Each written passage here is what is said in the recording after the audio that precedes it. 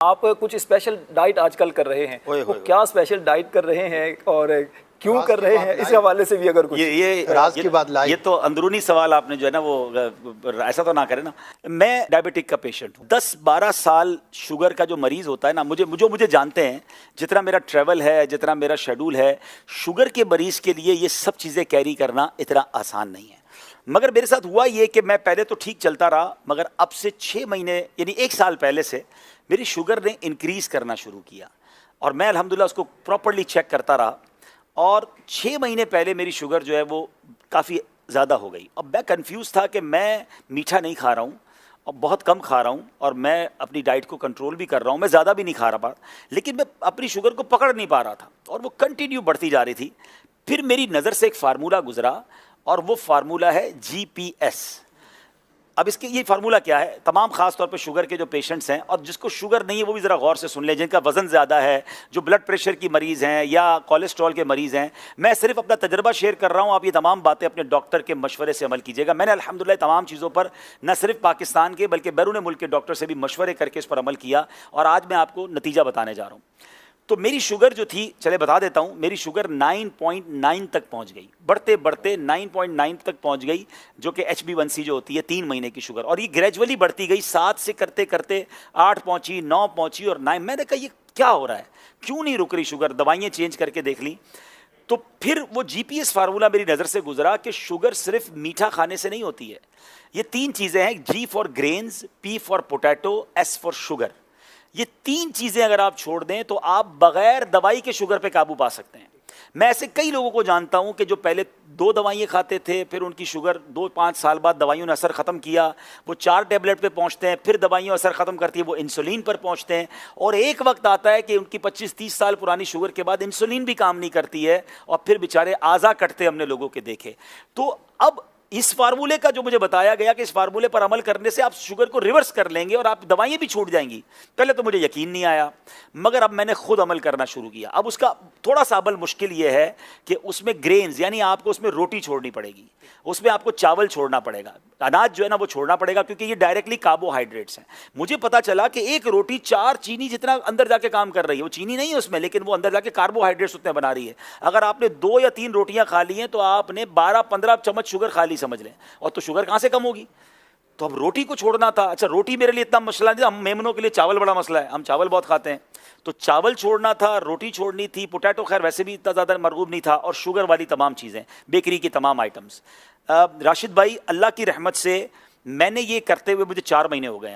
आज 4 महीने बाद अल्हम्दुलिल्लाह मैं आपको बताऊं, मैंने ईद के यानी एक दिन पहले 2 दिन पहले टेस्ट करवाया है, मेरी शुगर 7.8 हो गई है, 9.9 से 7.8 हो गई है। और मज़े की बात यह कि पिछले 2 महीनों से मैंने दवाई खाना भी छोड़ दी है, ये मैंने दवाई के बगैर रिकवर किया। अगर मैं दवाई खा रहा होता तो ये 6.5 हो चुकी होती, लेकिन मैं क्यों अपने अंदर केमिकल डालूं। मैं डॉक्टर से मुसलसल मशवरा करता रहा, तो डॉक्टर साहब ने कहा आप चेक करते रहे और कम हो रही है तो अब आधी आधी करते रहे दवाएं। तो अब मैं इस पोजीशन में हूं कि मैं पूरे दिन में अल्हम्दुलिल्लाह दवाई नहीं खाता हूं।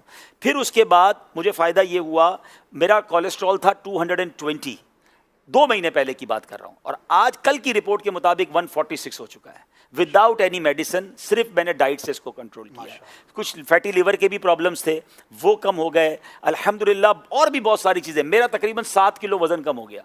मैं वज़न कम करने की बहुत टाइम से कोशिश कर रहा था, मैंने कोई ज़्यादा कोशिश नहीं की, मैं खा प्रॉपर रहा हूँ, पेट भर के खा रहा हूँ, ऐसा नहीं मैंने खाना कम किया है, मैंने सिर्फ इन 3 चीज़ों से अपने आप को पीछे किया है अल्हम्दुलिल्लाह। अच्छा, फिर मज़े की बात यह है कि सिर्फ मेरे साथ नहीं हुआ, जब मैंने 2 महीने में रिजल्ट देखना शुरू किया, मैंने आसपास के दोस्तों को बताना शुरू किया। मैं नाम नहीं ले सकता, हमारे अरकान शूरा भी हैं, हमारे बड़े बड़े जिम्मेदारान भी हैं। आप यकीन करें, अगले 1-2 महीनों में जो उनकी मुझे कॉलें आई हैं, जो शुगर के पेशेंट थे, वो कहते हैं हमारी शुगर नॉर्मल हो गई है, लोगों की इंसुलिन छूटना शुरू हो गई है, वो इंसुलिन से दवाई पर आना शुरू हो गए हैं। अब मैं आपको ये सारी बातें बताने के बाद अच्छी नीयत के साथ अपना शेड्यूल बताता हूं, क्योंकि कुछ लोग जब मैं ये बताता हूं ना तो वो कहते हैं यार रोटी और चावल के बगैर जिंदा कैसे रहेंगे। ठीक है ना, मैं 4 महीने से जिंदा हूं और मैं पहले से अच्छी लाइफ गुजार रहा हूं, बहुत फ्रेश फील करता हूं।